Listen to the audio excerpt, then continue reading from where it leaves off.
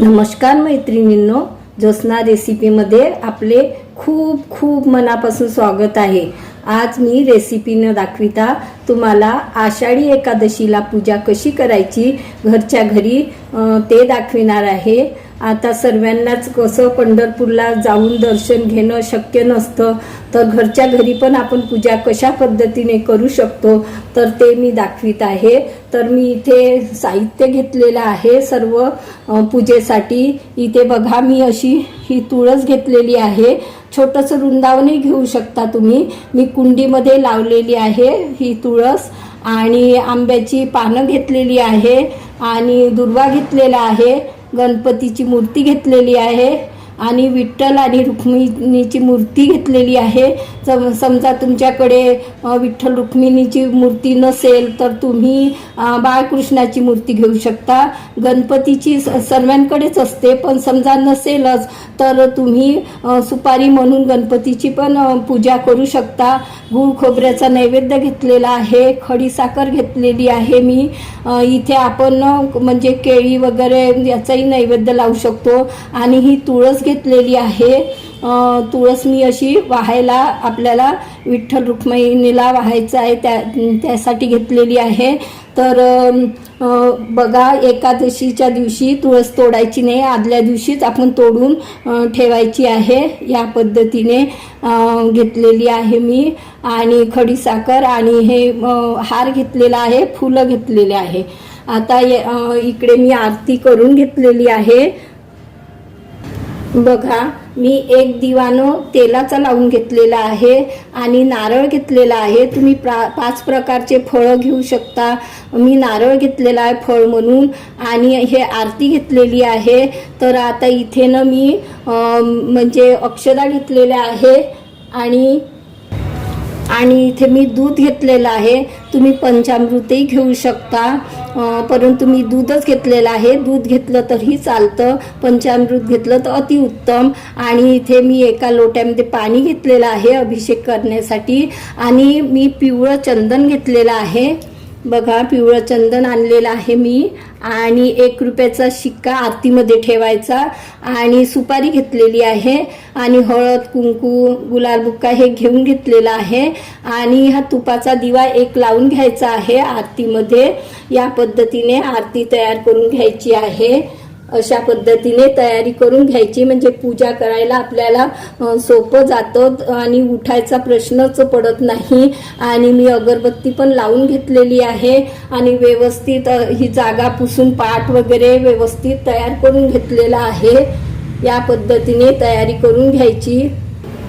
बघा, एका महिन्यामध्ये म्हणजे 2 एकादशी येतात। तर एका महिन्यामध्ये पंधरवाडी एकादशी म्हणून आपण त्या 2 करत असतो।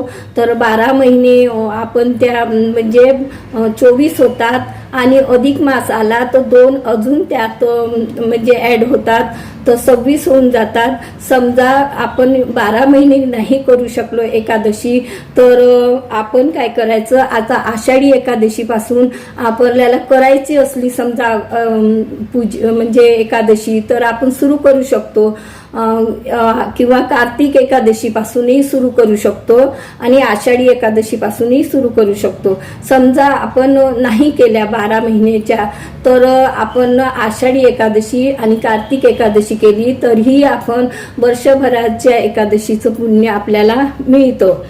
तर या पद्धतीने ही याची तयारी करून घेतलेली आहे पूजेची। आता पूजा कशी करायची घरच्या घरी ते मी दाखविणार आहे। चला तर मग बघूया। बघा, मी इथे तुळस ठेवून घेतलेली आहे। आता आपल्याला ना प्रथम दीप प्रज्वलित करून दीपाची इथे स्थापना करून घ्यायची आहे। या पद्धतीने हा तेलाचा आणि तुपाचा पण दिवा आपल्याला इथे लावून इथे स्थापना करून घ्यायची आहे। या पद्धतीने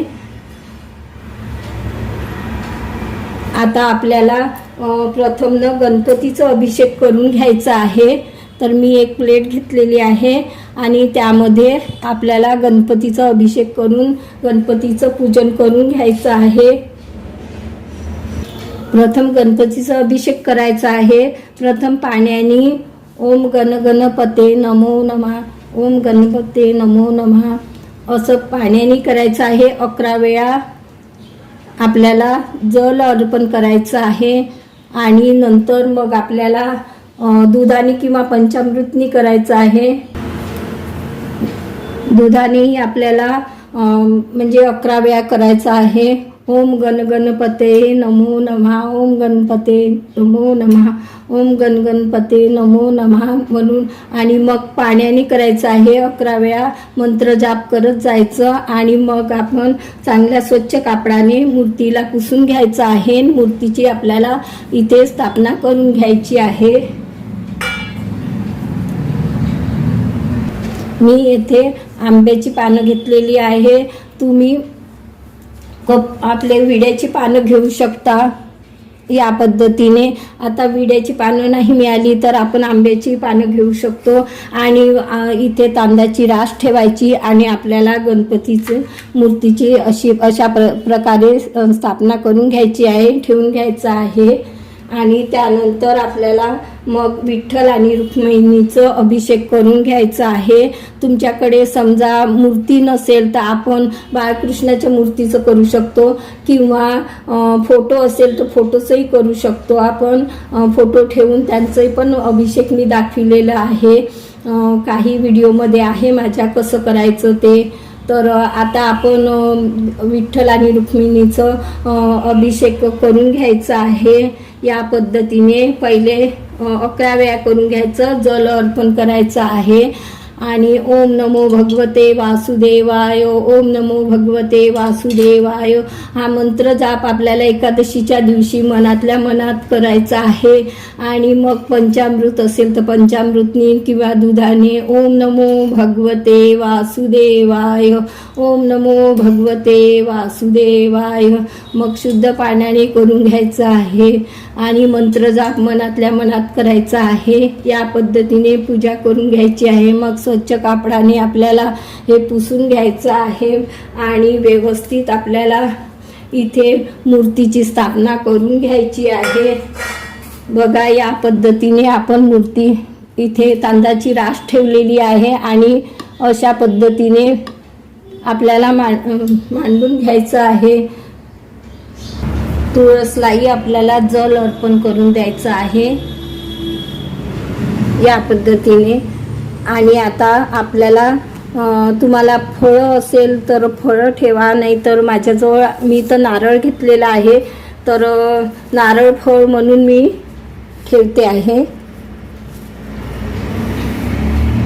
आता आपल्याला पहिले दिव्याचं पूजन करून घ्यायचं आहे. हळद कुंकू अक्षदा वाहून. आणि मग हा तुपाचा दिवा आहे गणपतीचं. सगळ्यांचं आता पूजन करून घ्यायचं आहे. आणि त्यानंतर मग फूल अर्पण करायचं आहे. बघा हळद कुंकू वगैरे वाहून दिव्याचं पण करून घ्यायचं आहे. गणपती बाप्पांचं करायचं आहे. तुळस आहे, तुळसचंही करून घ्यायचं आहे.